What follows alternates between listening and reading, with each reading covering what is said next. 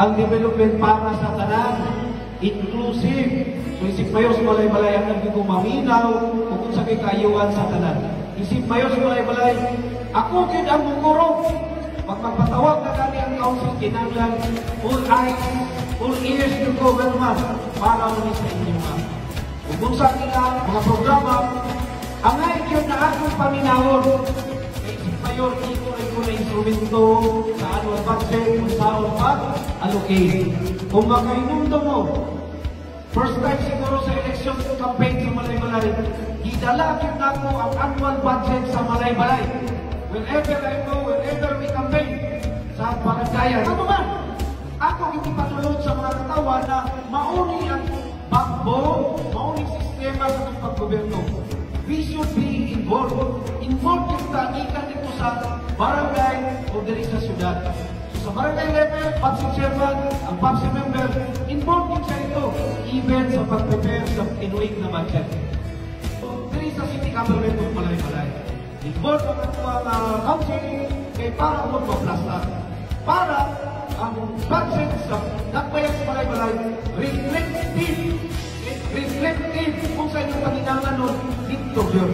Kaya mo man yung tinur na kinabuhi, kita man, kamu man, farmer, hili man isa rin na. Kapag nauban mo isa kasimana, kira, iriso na to, tinur din na kinabuhi. Ang inyo ang nabuhaton, mga kakaano-adlaw, mabulo ako, mauna ang kinabuhi, ato ninyo. So, there's Malay-Balay, kasayo mo nito mo, nakabase ka sa atong paggoberno, base sa data, para matamo natin ang resort. Bulwa, basihan din ako ng paggoberno ang atong desisyon, ang desisyon natin uban sa council Malay-Balay, uban sa City Agriculture, okay, base sa data.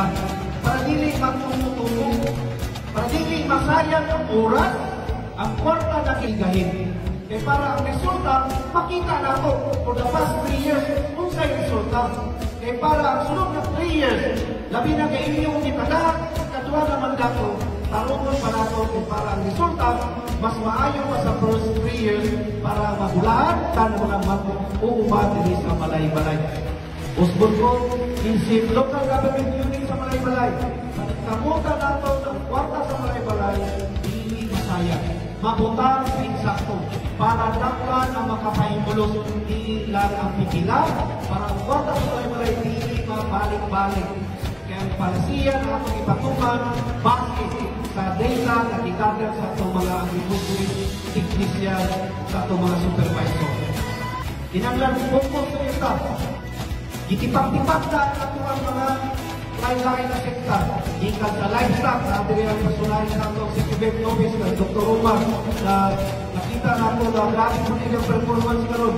Kung nagdala siguro niyang data, ibutak na rin, makita natin na nag-perform yun ng Secretary Office.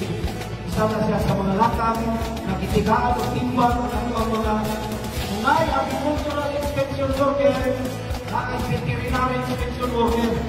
Kulang pa! Para imong trabaho yung environmental inspection worker. Kami kung sumuray, may nakita sa Malay-Balay, na sa mga opisina na inspection worker, ka-perform yun. Kung na-dis coming July to December, ang kaya mo na opisina, huwag ang paulahin. Ano yung mga pamutay nila na disaster reduction management inspection worker. Tanaw na to, kung mauna ang sistema, ka-perform ang agriculture na department, ka-perform ang Tibet, ka-perform ang environment, purpur, kanang Department of Vision sa Malay-Balay ni perform, kung totalo na, mauna ang dagway sa Malay-Balay.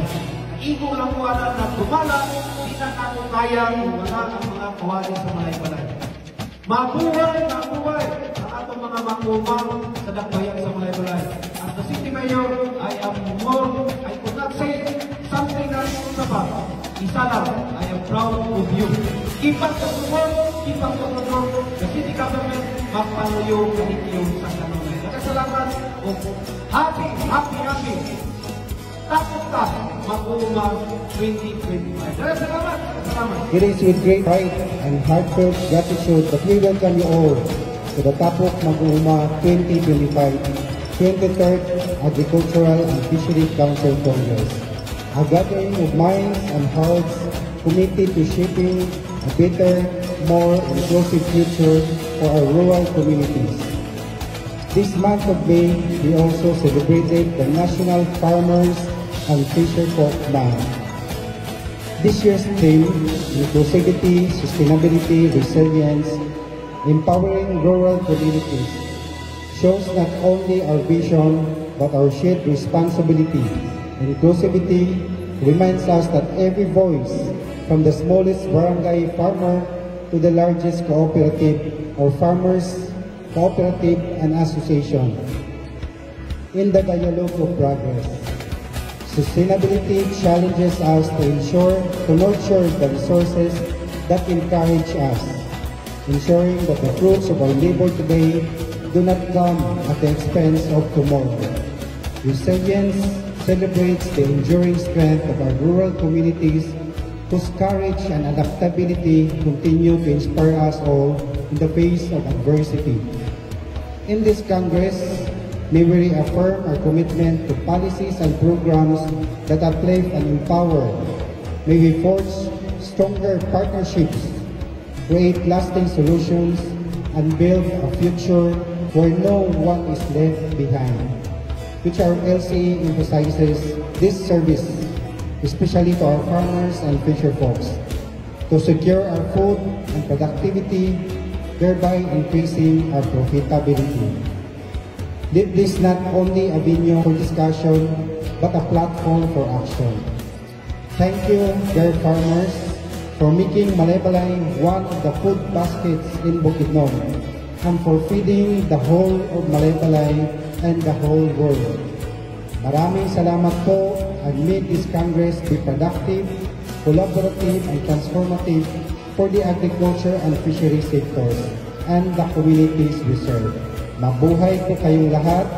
Padayon sa pagsaka, Malaybalay City.